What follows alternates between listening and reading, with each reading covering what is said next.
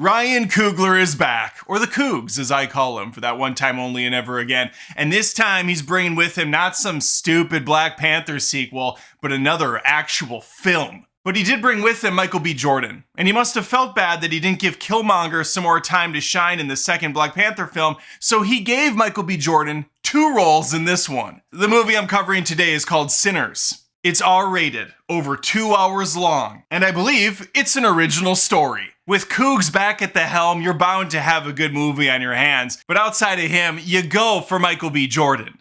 You come for Haley Steinfeld. You stay for Haley Steinfeld. It's kind of slipped there. This isn't a highbrow channel.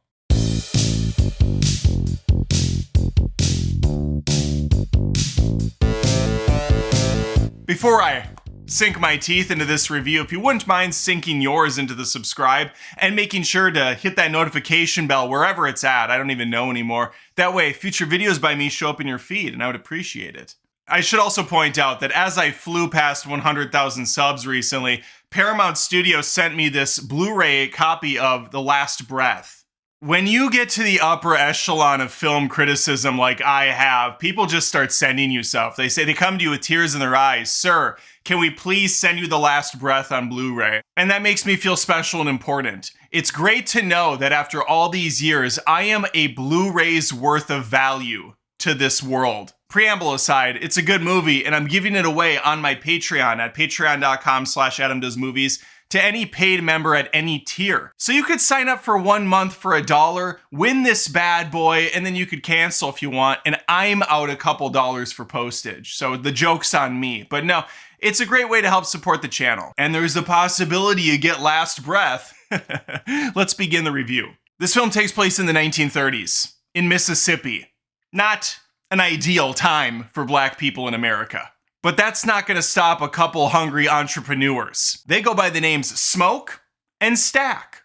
Put them together, it's a smokestack. I can relate to the nickname thing. I also have a brother, and my mom would often say, "You're disappointing and you're a mistake." So disappointing mistake kind of became the thing around the house.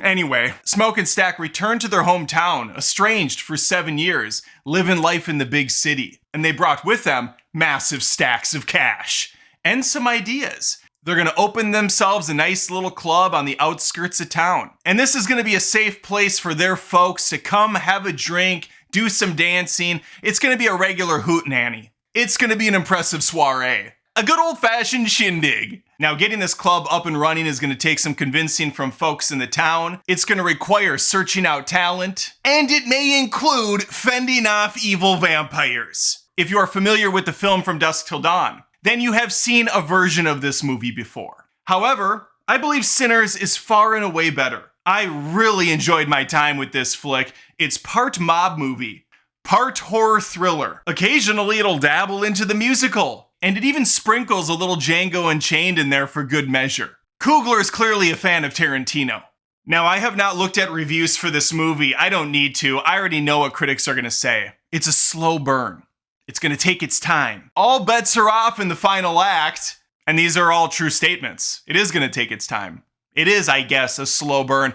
But I found myself just as interested in the first half as I was in the crazier second. In fact, I would have been perfectly fine if they didn't have any of the supernatural elements at all, and we were just a straight up gangster film. Following these two brothers as they flash their dirty money around, and they use it to build up an oppressed community.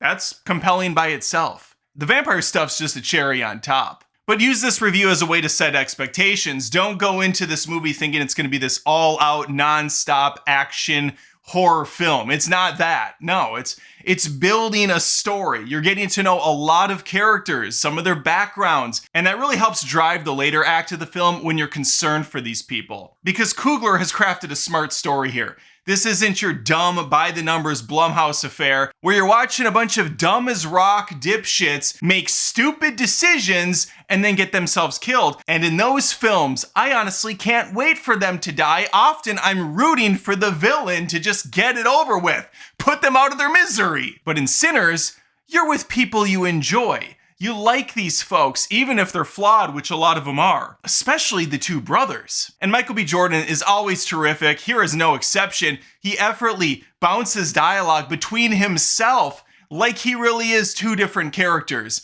And Coogler has the balls, has the earned ego at this point to film this actor next to himself, handing items to the other. Like he'll bum a cigarette from himself. Oh, here you go, other me, thanks. Here, let me get that for you. That's insane. Is it a deep fake? Are they having a different guy with the same body and then just making the face look different? What are they doing here? I don't know. It's movie magic and I appreciate it. Acting spot on, all the supporting characters, terrific. I like the villains in the movie. They're kind of jovial. They're pleasant to be around villains. You almost kind of want to hang out with them for a while. Coogler respects vampire lore. These guys aren't sparkling out in the sunshine during the day. No. Sun kills them.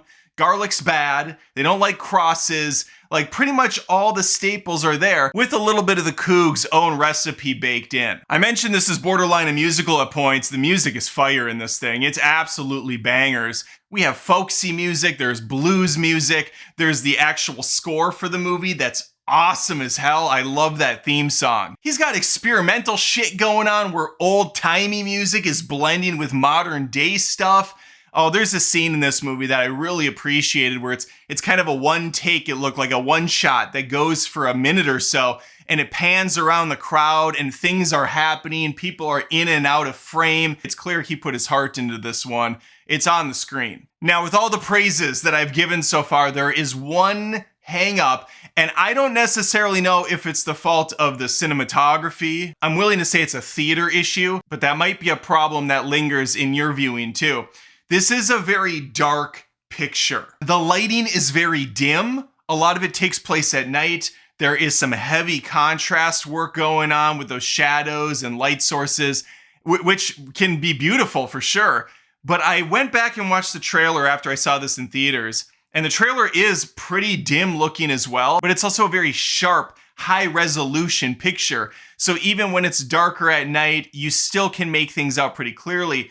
In my movie theater, it was dim, it was kind of hard to see, and the crispness that you had in the trailer was not present in the final product. And again, I think it's a theater thing, but my only worry is there's a lot of older theaters and they might not be prepared for a movie such as this. As I mentioned previously, this is a smart script. It's not your dumb paint-by-numbers situation, and with that comes layered commentary. What does it mean to be an evil person, a sinner, if you will? How does that manifest itself? How do you escape your past and make a better future? There are a lot of different themes going on, and putting them in the framework of the 30s in Mississippi with this group of people and these demon vampire creatures going after them really does do something very unique for the genre. And then once again, Haley Steinfeld.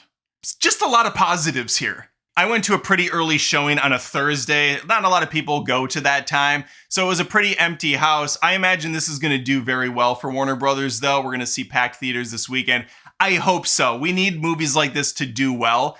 That said, there were some people that left when the credits started to roll, and I'm pretty sure they were standing on the side going down the aisle, because not after a few credits come up, there is an epilogue, and you're going to want to stay for that. It's really damn good. And please don't leave this channel without subscribing and hitting that notification bell. Once again, I would appreciate it. If you like the review, please think of liking the video. I try to keep it light, keep it loose, have a good time here. We're talking movies. It's entertainment. It's subjective. I give you my honest opinions, though, and hopefully you see that, and hopefully you stick around. All right, maybe I'll catch you next time. Take care. Thanks again for watching the video. If you wouldn't mind, I would appreciate it if you checked out patreon.com/AdamDoesMovies. That's where fans of my channel go to help support it. There are different tiers with different offerings, exclusives every month. We got multiple movie reviews. There's a vlog monthly. And even if you don't want to plop down $1 a month, you can just sign up for Patreon for free and become a member at no charge. Appreciate your time. Thanks.